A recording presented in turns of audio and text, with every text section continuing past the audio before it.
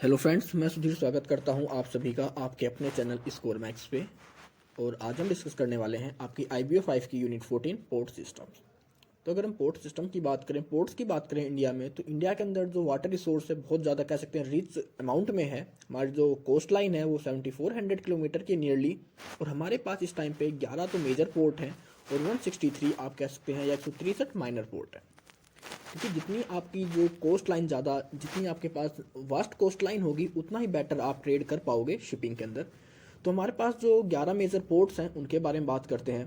तो इनके अंदर आपके जो 11 में से 5 तो आते हैं आपके major port eastern coast line के अंदर, और आपके 6 आते हैं वेस्टर्न कोस्ट लाइन के अंदर। तो अगर हम मेजर पोर्ट्स की बात करें जो ईस्टर्न कोस्ट लाइन के साथ हैं, तो पहला आपका आता है विशाखापट्टनम। इसे हम वाइजैक के नाम से जानते हैं। ये आंध्र प्रदेश में है और इसको बनाया गया था 1933 में। दूसरा आपका पारादीप जो उड़ीसा के अंदर है, और इसको मेजर पोर्ट के साथ जोड़ा गया था 1996 के। मतलब ये पहले माइनर पोर्ट था, लेकिन इसको डेवलप करके इसके अंदर इम्प्रूवमेंट करके इसे मेजर पोर्ट बनाया गया था। थर्ड है आपका कोलकाता, या जिसे हम हल्दिया पोर्ट कहते हैं, ये आपका वेस्ट बंगाल में है और जिसको बनाया गया था 1977 के अंदर। फोर्थ पोर्ट आता है आपका तूतीकोरिन पोर्ट, जो कि तमिलनाडु में है। इसको मेजर पोर्ट से जोड़ा गया था 1980 के अंदर। और आपका जो लास्ट पोर्ट है ईस्टर्न कोस्ट लाइन का मेजर पोर्ट, वो है आपका चेन्नई, जिसे कि हम तमिलनाडु के नाम से जानते हैं। अब बात करते हैं major ports along with western coast line. तो इसमें जो सबसे पहला आता है आपका, वो आता है आपका कोचिन, जो कि आपका केरला के अंदर है। इसको बनाया गया था, सेटअप किया गया था इसका 1936 में। दूसरा आपका कांडला पोर्ट, जो कि उड़ीसा में है, इसको कमीशन किया गया था 1959 के अंदर। तीसरा आपका मोरमुगाओ, जो कि आपका गोवा के अंदर पोर्ट है, इसको मेजर पोर्ट से जोड़ा गया था 1963 के अंदर। नेक्स्ट आपका न्यू मंगलुरु, जो कि आपका कर्नाटका के अंदर है, इसको मेजर पोर्ट से जोड़ा गया था 1983 के अंदर।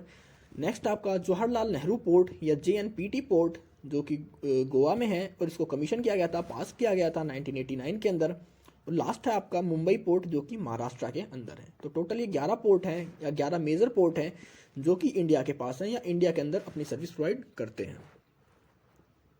अब development of port. The task of development of major ports was by the government of India, while that of minor port with representative maritime states। तो आपके जो भी मेजर पोर्ट्स हैं उनके डेवलपमेंट का काम, उनकी मेंटेनेंस का काम तो आपकी सेंट्रल गवर्नमेंट है वो करती है।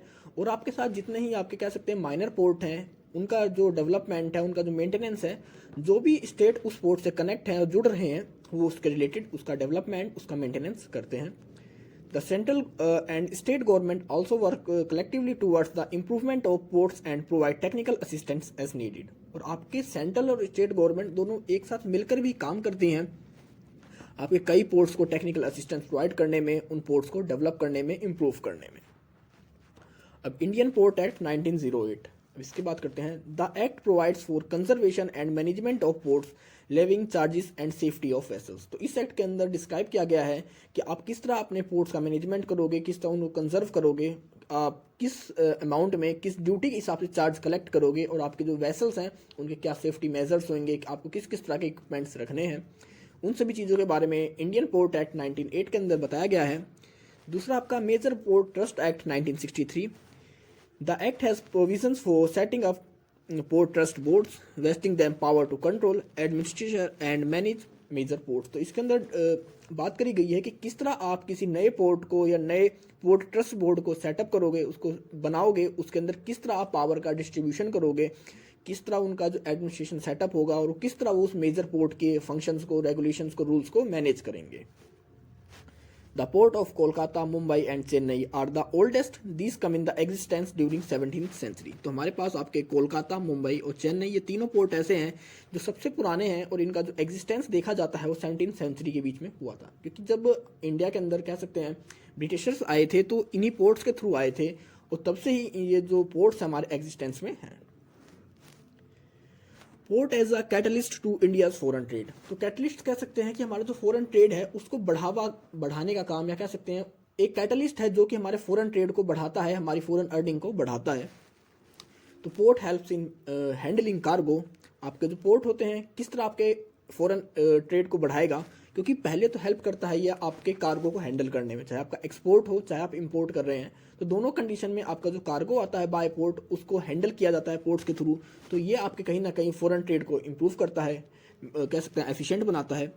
दूसरा आपका major port services to shipper and ships. अब आपकी जो भी पोर्ट पर सर्विस प्रोवाइड की जाती है, चाहे शिपर हो, चाहे शिप्स हो या शिप ओनर हो, तो उन दोनों को जो सर्विस प्रोवाइड की जाती है उसके थ्रू भी हम कहीं ना कहीं हमारा जो फॉरेन ट्रेड है या हमारी फॉरेन एक्सचेंज है उसको अर्न करते हैं। अब बात करते हैं कि कौन कौन सी सर्विसेज है। दूसरे पॉइंट में हमने देखा कि major port provide services to shippers and ship, कि आपके जो मेजर पोर्ट्स हैं, आपके जो बड़े पोर्ट्स हैं, वो शिपर और शिप्स को सर्विस प्रोवाइड करते हैं एज अ कैटलिस्ट। अब इनमें सर्विस कौन सी होती है, अब बात करते हैं शिप्स के बारे में, मतलब जो शिप ओनर या शिप को जो अपनी सर्विस प्रोवाइड करते हैं मेजर पोर्ट्स। सबसे पहला आपका ट्रैफिक मैनेजमेंट, दूसरा आपका नेविगेशनल चैनल रेगुलेशन, थर्ड आपका berthing, pilotage, towage, traffic communication, next आपका tracking, bunkering, next repair, dry docking, maintenance of station signals, on board provisions. तो मतलब इसके अंदर वो किस तरह पोर्ट पर आएंगे, अपने प्रोडक्ट को लोड करेंगे, डिलोड करेंगे, उनके क्या नेविगेशनल चैनल्स होंगे, किस रूट को यूज़ करेंगे अपने ट्रांसपोर्ट के लिए, उन्हें कितना टाइम मिलेगा किसी पोर्ट पर स्टे होने के लिए, कितना आइडियल टाइम मिलेगा प्रोडक्ट को लोड और डिलोड करने के लिए, उनका जो नेविगेशनल स्ट्रक्चर होगा या कह सकते हैं उनका जो एक हेल्प के लिए कोई एक नेविगेशन सिस्टम होता है वो कैसे काम करेगा, उनका ट्रैफिक कम्युनिकेशन किस तरह बात करेंगे वो, अगर कोई उन्हें इशू आता है, कोई उनकी डिफ़िकल्टीज आती हैं उन्हें ट्रांसपोर्ट के टाइम पे। या ड्रैगिंग होता है कि जब हम नदियों को, समुद्रों को, समुद्र तो इसके अंदर नहीं आते नॉर्मली, इसके अंदर आपकी नदियाँ आती हैं जो कि गहराई कम होती है, तो उनको किस तरह चौड़ा किया जाए, क्योंकि जितना उनके अंदर पानी ज़्यादा भरा रहेगा, जितनी गहरी होगी नदी उतना ही उसके अंदर आप इजीली आपके शिप ट्रांसपोर्ट कर पाएंगे। फिर आप किस तरह उनको रिपेयर की सर्विस दी जाती है, स्टेशन सिग्नल्स की और ऑन बोर्ड प्रोविजंस की। तो ये सर्विस थी आपकी जो शिप को प्रोवाइड करते हैं आपके मेजर पोर्ट्स। अब बात करते हैं कि वो सर्विसेज जो शिपर्स को दी जाती है, मतलब वो मर्चेंट्स या बिजनेसमैन जो अपने प्रोडक्ट को एक कंट्री से दूसरी कंट्री में बेचते हैं या दूसरी कंट्री से उस प्रोडक्ट को अपने पास मंगाते हैं या मतलब इंपोर्ट करते हैं। पहला है ट्रांजिट स्टोरेज फैसिलिटी, दूसरा है लाइट रेज, तीसरा है delivery of cargo to ship side, fourth आपका renting equipment, fifth sanitary measures, six stevedoring, seventh bagging, eighth आपका कैरिज ऑफ ग्रुपेज। मतलब अगर कोई आपका एक्सपोर्टर है, आपका शिपर है, उससे कोई प्रोडक्ट दूसरी कंट्री में एक्सपोर्ट करना है तो उसके लिए उसे कह सकते हैं एक तरह से वेयर हाउस की फैसिलिटी प्रोवाइड की जाती है। उनके कार्गो की जो डिलीवरी होती है शिप साइड, मतलब उसको लोड करने के लिए जो भी हेल्प चाहिए होती है वो प्रोवाइड करते हैं। आपके जो इक्विपमेंट चाहिए आपको उस डिलीवरी के लिए, अपने प्रोडक्ट को लोड डिलोड करने के लिए, आपकी चाहे क्रेन्स होती हैं, आपके बोर्ड्स होते हैं, उन सब की फैसिलिटी प्रोवाइड करते हैं। आपके जो सैनिटरी मेजर्स होते हैं वो सब कुछ करते हैं। तो मतलब ये काफ़ी काम है जो कि आपके सर्विस प्रोवाइड की जाती है शिपर्स को। थर्ड पार्ट है जो आपका पोर्ट एज अ कैटलिस्ट अपनी सर्विस प्रोवाइड करता है, एक्ट करता है कैटलिस्ट की तरह इंडियन फॉरेन ट्रेड को बढ़ाने के लिए। Intermediate and minor ports provide rather limited support to overseas trade, but these ports cater to cargo handling for hinterland. These ports also help in inland transportations in places where roads and rail transport is underdeveloped. तो कई जगह आपके rail और road transport develop नहीं है, तो उस condition में उन प्लेसेस पर हमारा जो कह सकते हैं पोर्ट है वो ट्रांसपोर्ट की फैसिलिटी प्रोवाइड करता है हिंडरलैंड के अंदर। मतलब जो रोड ट्रांसपोर्ट होता है कि ज़रूरी नहीं है हम सारा ट्रांसपोर्ट अपने पोर्ट के हेल्प से करें या सी ट्रांसपोर्ट से करें, तो उन जगहों पर हमारा जो पोर्ट होता है वो उन्हें उनके कार्गो को एक जगह से दूसरी जगह तक ले जाने के लिए ट्रांसपोर्ट की फैसिलिटी भी प्रोवाइड करता है। Port capacity and traffic output या ट्रैफिक पुट कह सकते हैं। तो इसमें बात करी जाती है कि हमारे जो पोर्ट की कैपेसिटी होती है वो किस तरह मेजर करी जाए, हमें किस तरह अंदाज़ा निकाले कि हमारे पोर्ट की कैपेसिटी कितनी है। तो सबसे पहले कुछ फैक्टर्स पर डिपेंड करती है हमारे पोर्ट की कैपेसिटी। तो पहला है टाइप ऑफ कार्गो हैंडल्ड, कि हम किस तरह के कार्गो को एक्सपोर्ट कर रहे हैं, इंपोर्ट कर रहे हैं, क्योंकि जैसा आपका कार्गो होगा उसी के हिसाब से आपका हैंडलिंग चार्ज होगा, उस पर आपका एक्सपेंस होगा, उस पर लेबर लगेगा। तो अगर जैसे आप बात करें ड्राई बल्क कार्गो की, तो ड्राई बल्क कार्गो जो होता है उसमें हैंडलिंग एक्सपेंस या कह सकते हैं जो हैंडलिंग मेजर्स होते हैं वो बहुत कम होते हैं, तो उसकी कैपेसिटी ज़्यादा होगी। आपके जैसा कार्गो होगा उसी के हिसाब से आपकी जो कैपेसिटी होगी पोर्ट की वो होगी। नेक्स्ट आपका aggregate capacity of individual birth. अब आपके पास जितने भी बर्थ हैं उनकी इंडिविजुअल कैपेसिटी कितनी है वो डिपेंड करेगा, क्योंकि जितनी आपके पास कैपेसिटी होगी बर्थ की उतना ही आपका जो पोर्ट है वो कैपेसिटी अपनी दे पाएगा अपने प्रोडक्ट को एक जगह से दूसरी जगह तक पहुंचाने के लिए।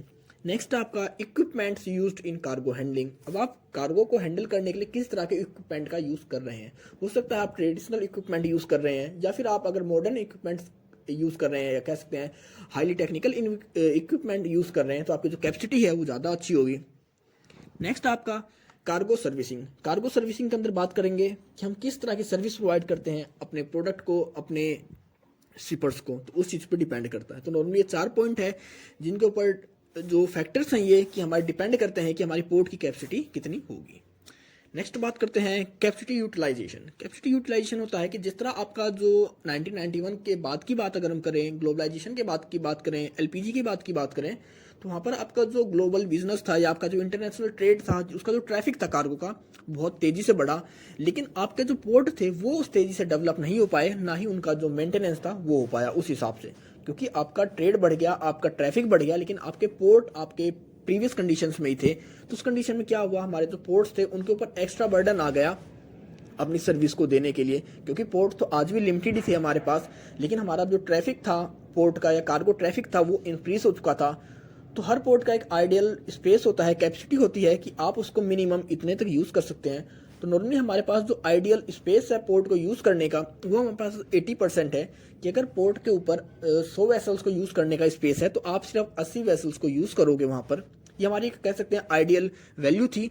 लेकिन हमारी क्या हुआ, ये हमारी जो आइडियल वैल्यू थी वो पहले ही हमारी 84 थी, और जब हमारा ट्रांसपोर्ट बढ़ा, हमारा एक्सपोर्ट या कह सकते हैं कार्गो ट्रैफिक बढ़ा, तो ये हमारी जो आइडियल वैल्यू थी वो 84% से लेकर सीधा 116% तक पहुंच गई। मतलब अब हमारे जो पोर्ट्स के ऊपर एक्स्ट्रा कह सकते हैं या ओवर प्रेशर आ गया उनकी सर्विस को प्रोवाइड करने के लिए, और इसके बाद उन्हें जो मेंटेनेंस में था और उनकी अपग्रेडेशन में था उसको टाइम नहीं मिल पाया। और इसे कह सकते हैं कि जो उनकी कैपेसिटी थी उसका यूटिलाइजेशन बहुत ज़्यादा होने लगा, वो ओवर यूटिलाइजेशन होने लगा उनकी कैपेसिटी का, क्योंकि अब आप पोर्ट आपके पास लिमिटेड है, उनको कह सकते हैं मेंटेनेंस नहीं मिल पा रही, उनका अपग्रेडेशन नहीं हो पा रहा, लेकिन आपका जो ट्रैफिक है वो कंटिन्यू बढ़ता जा रहा है। Container traffic. Increase in container traffic handle at India Port 2.73 million ton in 1984 to 85 to 23.14 million ton in 1997 to 1998। तो आपने देखा कि किस तरह 1984 से लेकर 1997 के बीच में आपका 2.73 मिलियन टन से आपका जो ट्रैफिक कार्गो था वो 23.14 मिलियन टन हो गया। Mumbai, Chennai, Kolkata, Kandla, Tuticorin and Jawaharlal Nehru are the leading container handling ports in India. Developed container facilities at Kandla, Haldia, Mumbai and Cochin ports. अब बात करते हैं हम ट्रैफिक के बारे में। तो आपका जो ट्रैफिक होता है उसको 3 पार्ट में डिवाइड किया गया है, या ट्रैफिक को 3 पार्ट में डिस्क्राइब किया जाता है, 3 तरह से डिस्क्राइब किया जाता है। तो सबसे पहला होता है आपका लोडेड ट्रैफिक। इसके अंदर आप जो एक्सपोर्ट कार्गो का ट्रैफिक होता है, मतलब अगर आप किसी कार्गो का एक्सपोर्ट करना चाहते हैं और उससे रिलेटेड आपका जो ट्रैफिक होता है उसको लोडेड ट्रैफिक कहते हैं। दूसरा आपका अनलोडेड ट्रैफिक। इसके अंदर होता है कि आपका इंपोर्टेड कार्गो, मतलब कोई प्रोडक्ट आपने दूसरी कंट्री से अपनी कंट्री मंगाया है, उस प्रोडक्ट को आपको अनलोड करना है आपके पोर्ट पर, तो वो कहलाता है आपका अनलोडेड ट्रैफिक। तीसरा आपका ट्रांसशिपमेंट ट्रैफिक। इसके अंदर हम किसी प्रोडक्ट को किसी दूसरी कंट्री से पहले तो हम इंपोर्ट करते हैं और उसके बाद उसको as it is re export कर देते हैं किसी दूसरी कंट्री के अंदर, तो वो कहलाता है आपका ट्रांसशिपमेंट ट्रैफिक। तो ये ट्रैफिक आपने देखा। आपका लोडेड ट्रैफिक आपका होता है कि आपका जो एक्सपोर्ट कार्गो होता है उसको कहा जाता है। अगर आपको इंपोर्टेड कार्गो होता है आपका, उसको आपको अनलोड करना है तो उसका जो ट्रैफिक होता है उसे अनलोडेड ट्रैफिक कहते हैं। और अगर आप री एक्सपोर्ट करते हैं अपने कार्गो का तो उसे कहते हैं हम ट्रांसशिपमेंट ट्रैफिक।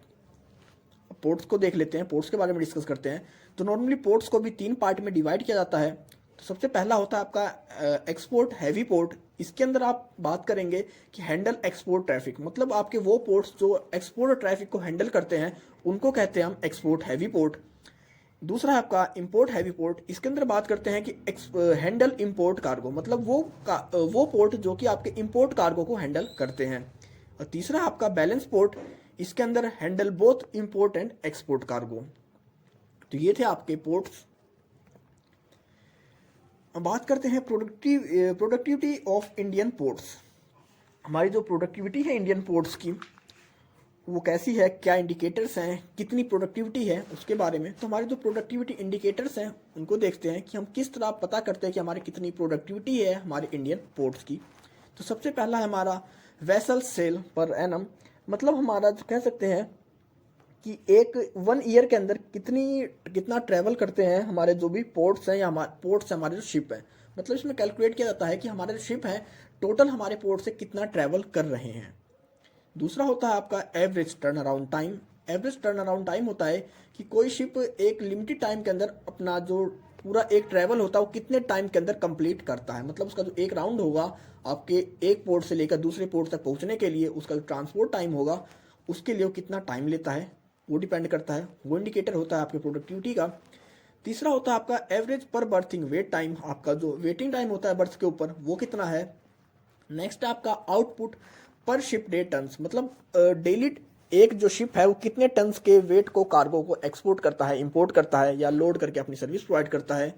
नेक्स्ट आपका ratio of ideal time to total time at berth, और आपका जो आइडियल टाइम होता है और आपका जो बर्थ का टाइम होता है उसके बीच में क्या डिफरेंस है। तो ये आपके इंडिकेटर्स होते हैं प्रोडक्टिविटी के बारे में। अब बात करते हैं टाइम अराउंड टाइम, मतलब time around time, turn around time होता क्या है। सॉरी यहाँ पर टाइम नहीं, यहाँ पर टर्न आएगा, आप इसे करेक्ट कर लेना।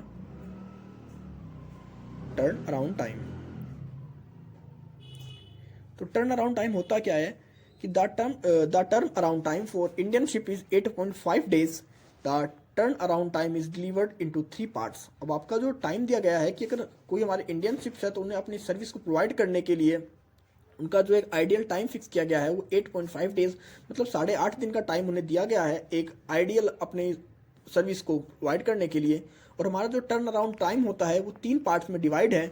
इसमें पहला होता है आपका प्री बर्थिंग टाइम, दूसरा है आपका आइडियल टाइम एट बर्थ, और तीसरा है आपका कार्गो हैंडल्ड टाइम। तो आपका जो प्री बर्थिंग होता है, मतलब अब आप जब आपका शिप जाता है पोर्ट पर तो उसे बर्थ पर लगने से पहले उसे प्री बर्थिंग टाइम होता है कि बर्थ तक लगने के लिए जो बर्थ का स्पेस से मिलने के लिए कितना टाइम लग जाता है, तो वो उसका 40% कंट्रीब्यूशन होता है। नेक्स्ट है आपका आइडियल टाइम एट बर्थ, मतलब जब आपका शिप पोर्ट पर पहुंच जाता है, बर्थ पर पहुंच जाता है, तो उसके बाद वो कितना टाइम लेता है कार्गो को एक्सपोर्ट लोड और अनलोड करने के लिए, तो वो इसमें 20% रोल प्ले करता है अपना।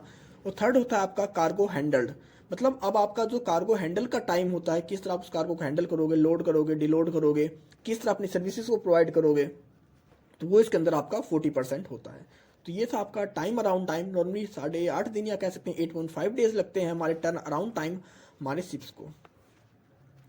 अब प्रॉब्लम फेस्ड बाय पोर्ट, तो हमारे जो पोर्ट्स हैं वो किन किन प्रॉब्लम्स को फेस कर रहे हैं जिसकी वजह से उनकी प्रोडक्टिविटी जो कम है। सबसे पहला है लो productivity and delay in dispatch. Reason है कि उनकी जो प्रोडक्टिविटी है कम है और उनका जो डिस्पैच टाइम है उसमें डिले होती है, क्योंकि जब आपका डिस्पैच टाइम में डिले होगी तो कहीं ना कहीं आपकी जो प्रोडक्टिविटी है, आपका जो प्रोडक्शन है वो भी कम होएगा। नेक्स्ट है आपका कार्गो हैंडलिंग डिलेज। अब आपका जो कार्गो हैंडलिंग का आपका जो प्रोसेस होता है, वर्क होता है, उसमें भी डिले होती है, क्योंकि आपके पास जो कह सकते हैं ह्यूमन रिसोर्स है, लेबर पावर है, वो बहुत कम है, उसकी शॉर्टेज है, और उसकी वजह से आपका जो कार्गो हैंडलिंग होता है उसमें डिले होती रहती है। नेक्स्ट आपका long wait time for awaiting availing berth. अब किसी भी बर्थ को लेने के लिए, एक्वायर करने के लिए, उसके स्पेस को बुक करने के लिए जो टाइम पीरियड है बहुत लंबा है, तो ये भी प्रॉब्लम है। नेक्स्ट है आपका यूज़ ऑफ ऑब्सोलेट इक्विपमेंट, मतलब वो इक्विपमेंट जो कि अपनी मार्केट से तो ख़त्म हो चुके लेकिन आज भी हम उन्हीं का यूज़ कर रहे हैं, तो वो भी एक प्रॉब्लम है। Traffic congestion. नेक्स्ट आपका use of obsolete manning scales. Next आपका use of slow computerised applications. Next आपका restrictions of entry of bigger ships. 9th आपका absence of night navigation causes delay. 10th आपका पोर्ट मॉडर्नाइजेशन, जो programmes है वो बहुत slow हैं। 11th है आपका lack of proper maintenance of equipments, मतलब आपके जितने भी इक्विपमेंट्स यूज़ किए जाते हैं पोर्ट के पास आपकी सर्विस को प्रोवाइड करने के लिए, उनकी मेंटेनेंस अच्छी नहीं है, उनके जो मेंटेनेंस का काम हो उसमें बहुत कमी है। नेक्स्ट आपका 11th part labour equipment ratio imbalance. अब जितने आपके पास लेबर है उसके हिसाब से आपके पास इक्विपमेंट्स ही नहीं है कि वो हर लेबर इक्विपमेंट्स को प्रॉपर यूज़ कर सके, उनके बीच में इम्बैलेंस है उनके रेशो में। नेक्स्ट आपका 13th lack of coordination of departments. आपके जितने भी डिपार्टमेंट्स होते हैं पोर्ट पर जो कि अपनी सर्विस प्रोवाइड करते हैं, उनके बीच में कोऑर्डिनेशन की कमी है। नेक्स्ट आपका custom clearance and other formalities are cumbersome, मतलब आपके जितने भी डिपार्टमेंट है, कस्टम क्लियरेंस के अदर फॉर्मेलिटीज़ को बहुत ज़्यादा टाइम लगता है, कह सकते हैं डिले हो जाता है आपका जो कार्गो होता है, तो ये भी एक प्रॉब्लम है जो हमारे फेस कर रहे हैं पोर्ट्स। नेक्स्ट आपका rail transport road transport infrastructure at port is under develop. हमारे जो पोर्ट हैं उनके पास रेल और रोडवेज का जो इंफ्रास्ट्रक्चर है वो अंडर डेवलप है। 16 पॉइंट आपका 16 प्रॉब्लम है less number of containers yards warehousing facilities. आपकी जो कंटेनर यार्ड्स हैं, आपकी जो वेयर हाउसिंग फैसिलिटीज़ हैं बहुत ही लिमिटेड है हमारे पास। नेक्स्ट आपका frequent labour strikes and excess manpower. आपकी जो लेबर स्ट्राइक्स होती है वो कंटिन्यू होती रहती हैं, और एक्सेस मैन पावर ये भी आपकी एक प्रॉब्लम है आपके पोर्ट्स की। नेक्स्ट आपका proper equipment for handling containerisation cargo are not easily available. आपके पास जो कंटेनर्स को यूज़ करने के लिए या कंटेनराइज्ड कार्गो को यूज़ करने के जो इक्विपमेंट चाहिए वो भी हमारे पास अवेलेबल नहीं है। तो ये कुछ प्रॉब्लम्स थी जो कि हमारे पोर्ट्स फेस कर रहे हैं। Policy initiatives for the development of ports. The government of India has taken several initiatives for the modernization of ports and set up following objectives. हमारी जो गवर्नमेंट है हमारी, उसने पोर्ट्स को डेवलप करने के लिए बहुत सारे इनिशिएटिव लिए और उनका ऑब्जेक्टिव क्या था तो उनके बारे में बात करते हैं। तो उनका ऑब्जेक्टिव था पोर्ट को डेवलप करने का कि सबसे पहला था objective improvement in efficiency and customer satisfaction. जो कस्टमर सेटिस्फेक्शन है उसको बढ़ाना और अपनी सर्विसेज को एफिशिएंट बनाना। दूसरा था आपका revenue generation and augmentation of financial viability. हमारी एक तरह से कह सकते हैं रिवेन्यू जनरेट करना, हमारी अर्निंग को बढ़ाना गवर्नमेंट का दूसरा ऑब्जेक्टिव था ये। तीसरा था new organisation culture and management style, और तीसरा था कि हमारा जो मैनेजमेंट हो उसको एक ऑर्गेनाइजेशन कल्चर में डेवलप करना, एक बेटर वे में शो करना, जिससे कि हमारा जो इमेज है पोर्ट सिस्टम की या डेवलपमेंट ऑफ पोर्ट है वो बेटर हो पाए कंपैरिजन टू अदर कंट्रीज। अब प्राइवेट सेक्टर पार्टिसिपेशन की बात करेंगे, क्योंकि जब हमारी कंट्री या हमारी गवर्नमेंट है पोर्ट्स को डेवलप करना चाहती थी, पोर्ट्स सेक्टर को डेवलप करना चाहती थी, तो उसे लगा कि बिना प्राइवेट सेक्टर के पार्टिसिपेशन के हम इसे डेवलप नहीं कर सकते, क्योंकि जो पोर्ट्स होते हैं इनमें जब तक कोई प्राइवेट इन्वेस्टर नहीं आएगा तब तक इन चीज़ों को अकेले गवर्नमेंट के लिए पॉसिबल नहीं है। तो कुछ सेक्टर्स गवर्नमेंट ने हमारे आइडेंटिफाई करे for the participation of private investors.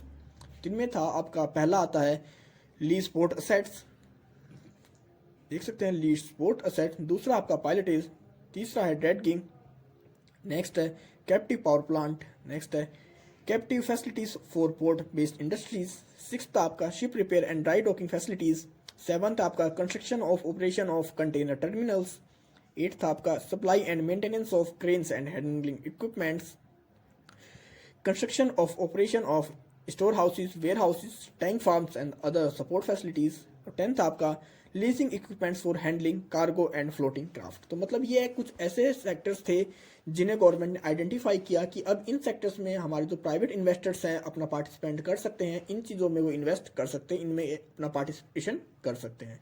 तो ये हमारे 10 सेक्टर एक तरह से उन्होंने आइडेंटिफाई करे थे गवर्नमेंट ने हमारे पोर्ट्स को डेवलप करने के लिए, और ये सेक्टर वो थे जहाँ पर अब हमारे प्राइवेट सेक्टर्स के जो इन्वेस्टर्स थे इन्वेस्ट कर सकते थे, पार्टिसिपेट कर सकते थे।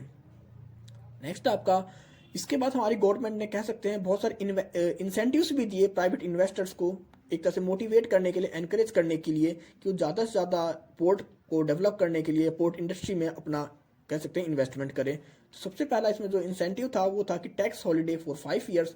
मतलब अगर कोई इस सेक्टर में आता है तो उसका जो टैक्स होता है 5 साल के लिए उसे कोई टैक्स नहीं देना पड़ेगा, और नेक्स्ट 5 ईयर्स के लिए उसको 30% रिबेट मिलेगी उसकी अर्निंग में टैक्स पे करने के लिए। दूसरा था आपका प्रोवाइड कंसेशनल क्रेडिट, अगर वो कोई क्रेडिट लेना चाहते हैं तो उनको वो कंसेशनल रेट पर मिलेगा, मतलब एक तरह से उनका जो रेट होगा उस पर भी उन्हें डिस्काउंट मिलेगा इंटरेस्ट रेट पर।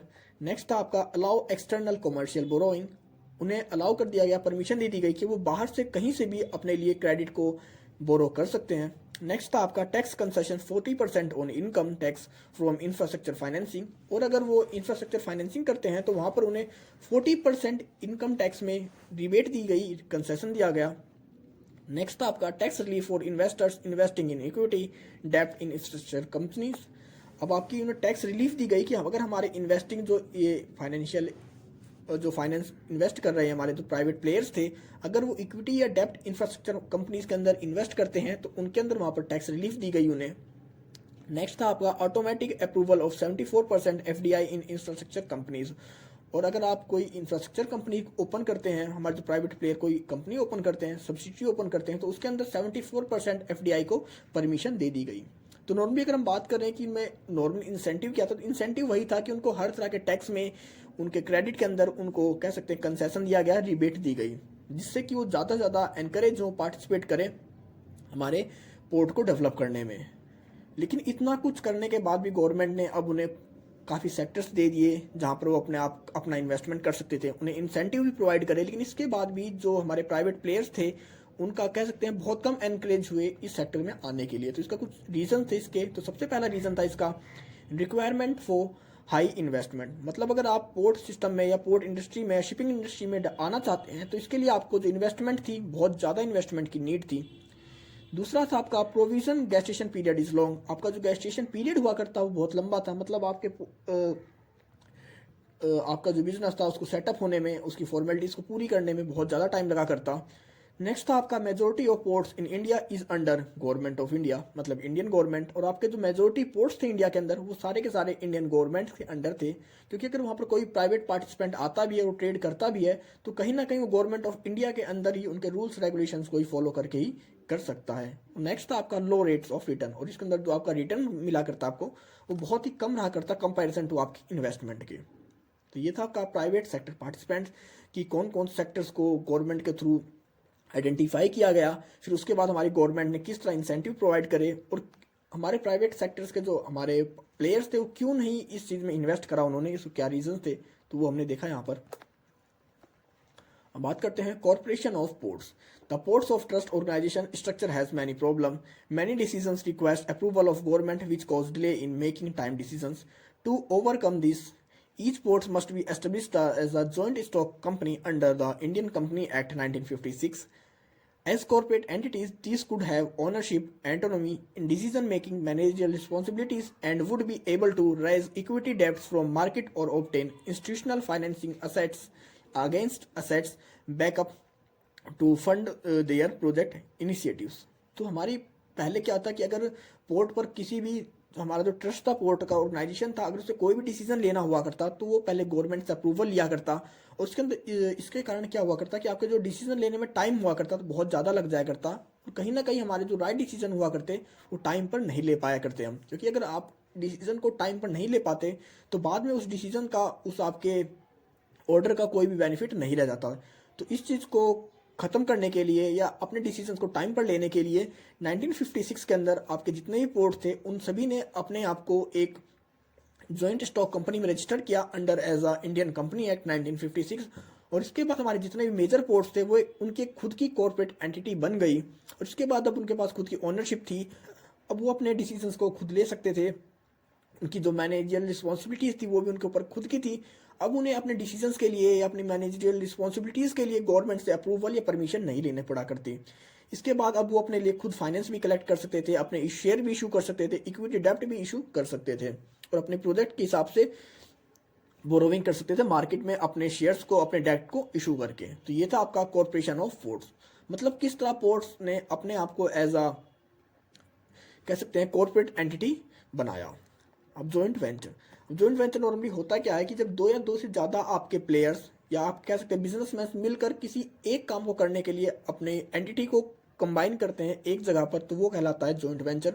मतलब दो छोटे छोटे प्लेयर्स मिलकर किसी एक काम को करने के लिए कंबाइन होते हैं और एक नाम चूज करते हैं, वो आपका जॉइंट वेंचर होता है, एक स्पेसिफिक टाइम के लिए होता है। और इसके अंदर जैसे ही आपका जो टारगेट होता है, आपका जो ऑब्जेक्टिव होता है वो पूरा हो जाता है, फिर दोनों पार्टीज अलग अलग हो जाती हैं।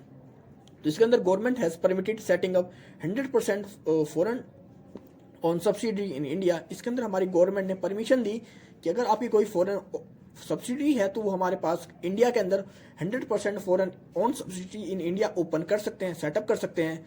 These foreign companies have enter in joint venture with domestic port of trust, और इनको इंडिया में एंटर करने के लिए हमारे किसी भी डोमेस्टिक पोर्ट के साथ जॉइंट वेंचर बनाना पड़ेगा।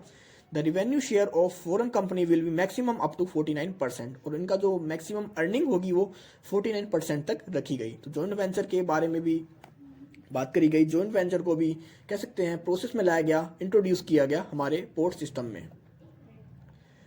Ninth plan 1997 to 2002। तो हमारा जो नाइन्थ प्लान था 1997 टू 2002 के अंदर, इसके अंदर बहुत सारे प्रोविजंस किए गए डेवलपमेंट पोर्ट से रिलेटेड। तो इसके अंदर आपकी जो आउटले थी वो 8,800 करोड़ की for funding project taken by port trust. आपके पोर्ट ट्रस्ट के लिए फंडिंग किए गए आपके 8,800 करोड़ रुपए का। इसके बाद आपका जो 8,000 करोड़ का पोर्ट का जो अमाउंट था, 8,000 करोड़ का जो आपका सम था, उसको डेवलप किया गया, उसको यूज़ किया गया फॉर द पोर्ट डेवलपमेंट के अंदर। इसी के अंदर आपका जो 209 मिलियन टन की जो फिजिकल कैपेसिटी थी पोर्ट की वो बढ़ाई गई। नेक्स्ट आपका plan to increase capacity of JNPT Kandla, new Mangaluru, Mumbai, Chennai, Paradip, Mormugao port to handling of cargo, POL and container traffic. तो आपके जो भी ये पोर्ट्स है जैसे न्यू मंगलुरु है, कांडला है, मुंबई है, कोचीन है, पारादीप है, इन सभी जो पोर्ट्स की कैपेसिटी थी वो हैंडलिंग ऑफ कार्गो कह सकते हैं POL मतलब आपके जो लिक्विड गैस कह सकते हैं, आपका जो पेट्रोलियम प्रोडक्ट थे, ऑयल थे, उन सभी से रिलेटेड आपका जो कंटेनर सर्विसेज थी, उनकी जो हैंडलिंग कैपेसिटी थी इनकी, उसको बढ़ाया गया, उसके बारे में बात करी गई, प्लान किया गया। नेक्स्ट आपका plan purposes expansion in the traffic, increased port capacities, handling facilities and other development like increasing size of ship, automation etcetera. इसके बाद प्लान प्रपोज किया गया कि हम किस तरह अपने ट्रैफिक के एक्सपेंशन को बढ़ाएं, किस तरह अपने ट्रैफिक को एक्सपेंस करें, हमारी जो पोर्ट की कैपेसिटी है उसको इंक्रीज करें, हमारी जो कंटेनर हैंडलिंग फैसिलिटीज़ हैं या हमारी जो शिप्स का साइज़ है उसको इम्प्रूव किया जाए, बढ़ाया जाए। इसके बाद commission new thermal power plant station to meet the coal requirements, it suggested development of merchandised loading and unloading facilities. इसके बाद आपका न्यू थर्मल पावर प्लांट को कमीशन किया गया जिसके थ्रू आप अपनी जो कोयल की रिक्वायरमेंट थी उसको पूरी कर सकें, और इसके अंदर सजेस्ट किया गया कि किस तरह आप अपनी मर्चेंडाइज लोडिंग और अनलोडिंग सर्विसेज को डेवलप करें। नेक्स्ट आपका proposes for improving handling POL, port capacity, port productivity, acquisition of new tankers and special carriers, improvement night navigation या कह सकते हैं night navigation facilities, reduce turn around time. इसके अंदर प्रपोज किया गया था आपके कि किस तरह पोर्ट की कैपेसिटी को बढ़ाएंगे, पोर्ट की प्रोडक्टिविटी को बढ़ाएंगे, नए टैंकर्स का एक्वायर करना है, स्पेशल कैरियर्स को एक्वायर किया जाए, इंप्रूवमेंट किया जाए, आपका जो नाइट एविएशन फैसिलिटीज़ हैं या आपका जो टाइम अराउंड टाइम है उसको कम किया जाए। नेक्स्ट आपका the emphasis in the 9th plan was more on improvement of existing port facilities then on developing new port. इसके अंदर आपका जो 9th प्लान था इसके अंदर हमारे जो पहले के पोर्ट थे उनको इम्प्रूव करने के लिए ज़्यादा वर्क किया गया, ज़्यादा फोकस किया गया कंपैरिजन टू न्यू पोर्ट को डेवलप करने के लिए। नेक्स्ट आपका adopted approach for management of minor and major port. इसके अंदर आपके माइनर और मेजर पोर्ट दोनों को कंसीडर किया गया, दोनों को डेवलप किया गया, दोनों को कह सकते हैं प्रपोज किया गया उनके डेवलपमेंट के लिए। The ministry of surface transport has set up national safety in port to take care of various safety and control aspects like pilotage, navigational aids, navigation, safety, hydrologic surface etcetera. अब आपकी हमारी जो ministry of surface transport थी उसने एक अलग ही अपना national safety इन ports को डेवलप किया, एक अलग ऑर्गेनाइजेशन बनाया जो कि हमारे सेफ्टी मेजर्स को कंट्रोल करता है, जैसे कि आपके पायलटेज हो गया, नेविगेशनल हो गया, नेविगेशन सेफ्टी हो गया, हाइड्रोग्राफिक सर्वेज हो गए। नेक्स्ट है the maritime states development council work for the development of minor ports. और इसके बाद आपके जो मैरीटाइम स्टेट्स थी, डेवलपमेंट काउंसिल्स थी, वो वर्क करेंगी as a development of minor ports के लिए। Also proposed participation of private investors for funding of new projects and improvement of existing facilities with technical expertise and managerial skill। और इसके बाद इसी के अंदर हमारा जो प्रपोज किया गया था पार्टिसिपेशन ऑफ प्राइवेट इन्वेस्टर्स को। ये था आपका 9th प्लान जिसके अंदर की कुछ प्रोविजंस थे हमारे डेवलपमेंट्स ऑफ पोर्ट से रिलेटेड। अब ड्रैगिंग कॉरपोरेशन ऑफ इंडिया। तो ड्रैगिंग होता क्या है नॉर्मली कि जो हमारे नदियाँ होती हैं उनको साफ़ किया जाता है, उनके अंदर से उनके मड को, सिल्ट को या कैसे रेती होती है, गंदगी होती है, उसको निकाल कर साफ़ किया जाता है जिसके थ्रू उनकी जो गहराई हो वो ज़्यादा हो सके उनके अंदर, क्योंकि जितना गहरी हमारी नदी होगी, जितनी हमारी जो रिवर्स हैं उतनी गहरी होंगी, उतने ही हमारे जो शिप्स हैं उनके अंदर बेटर सर्विस प्रोवाइड कर पाएंगे। क्योंकि अगर उनके अंदर वाटर का जो लेवल होता है वो कम रहेगा तो हमारे शिप उसके अंदर अपनी सर्विस प्रोवाइड नहीं कर पाएंगे। तो जितनी हमारी नदियाँ गहरी होंगी, चौड़ी होंगी, उतनी हमारी जो सर्विस होगी ट्रांसपोर्ट की, वाटर ट्रांसपोर्ट की, बेटर बनेगी। तो dredging refers to cleaning of mud, silt and dirt that gets accumulated in harbor or river basins. Dredging is important to ensure smooth movement of ships. It is two type of capital dredging and maintenance dredging. तो ये दो types की होती है। तो capital dragging होता है कि जब आप किसी नदी को पहली बार साफ करते हैं, उसके अंदर से अपना कैसे आप वर्क करते हैं for the removal of mud, silt and dirt, तो वो था आपका कैपिटल ड्रैगिंग।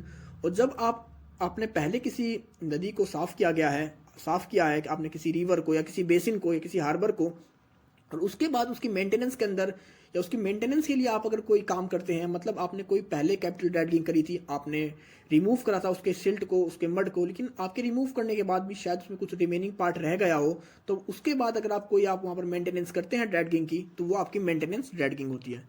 मतलब अगर आप किसी नदी को या किसी बेसिन को, हार्बर को फर्स्ट टाइम उसको रिमूव करते हैं, उसके अंदर से मड होता है, सिल्ट होता है, डर्ट होता है, तो वो आता है आपका कैपिटल ड्रैगिंग। और अगर आप उसके बाद उसकी मेंटेनेंस कंटिन्यू रखते हैं तो वो आता है आपका मेंटेनेंस ड्रैगिंग के अंदर। In India the dredging corporation was set up in 1976 to provide dredging services to all major and minor ports. तो इंडिया के अंदर आपका जो ड्रैगिंग कह सकते हैं ड्रैगिंग कॉरपोरेशन था, इसको सेटअप किया गया था 1976 के अंदर। पूरे इंडिया, चाहे आपको माइनर पोर्ट हो चाहे मेजर पोर्ट हो, हर तरह के पोर्ट को अपनी फैसिलिटी प्रोवाइड करते हैं। For this the DCI has modern fleet dredging equipments which includes, तो हमारी जो DCI है, कह सकते हैं ड्रैगिंग कॉरपोरेशन ऑफ इंडिया है, उसके पास कुछ इक्विपमेंट्स हैं जो अपनी सर्विस प्रोवाइड करते हैं मॉडर्न फ्लीट के अंदर। तो कौन कौन से इक्विपमेंट्स हैं? पहला हमारे पास trailer section hopper dredgers, ये हमारे पास 7 अवेलेबल हैं। नेक्स्ट आपका cutter section dredgers with pipelines 2 available हैं। ओशियन गोइंग टग 1 है, इनलैंड ड्रैग गर्स 3 हैं और अलाइड क्राफ्ट आपके पास। इसके बाद हमारे कह सकते हैं इसकी क्वांटिटी हमारे पास नहीं है। तो ये कुछ इक्विपमेंट्स हैं जो कि यूज़ किए जाते हैं ओशन आपके हार्बर से, रिवर बेसिन से मड, सिल्ट या डर्ट को रिमूव करने के लिए। During 8th 5-year plan, the DCI spent rupees 88.43 crore on dredging activities and undertook 46.46 million cubic meter of dredging, capital dredging। आपकी 8th 5-year plan के अंदर 88.43 करोड़ का जो ड्रैगिंग एक्टिविटीज़ के अंदर काम किया गया था, उसको स्पेंड किया गया था, और इसके अंदर आपका जो 46 मिलियन क्यूबिक मीटर था वो ड्रैगिंग एक्टिविटी के अंदर आया था। तो ये चैप्टर आपका खत्म होता है। आई होप आपको सब कुछ समझ में आ गया होगा। अगर आपको कोई इशू है, कोई डाउट है, तो आप मुझे कमेंट सेक्शन में कमेंट करके पूछ सकते हैं, नहीं तो आप मुझे मेरे इंस्टाग्राम अकाउंट पर फॉलो कर सकते हैं। तो मिलते हैं जल्दी एक नई वीडियो के साथ, तब तक के लिए take care, goodbye friends.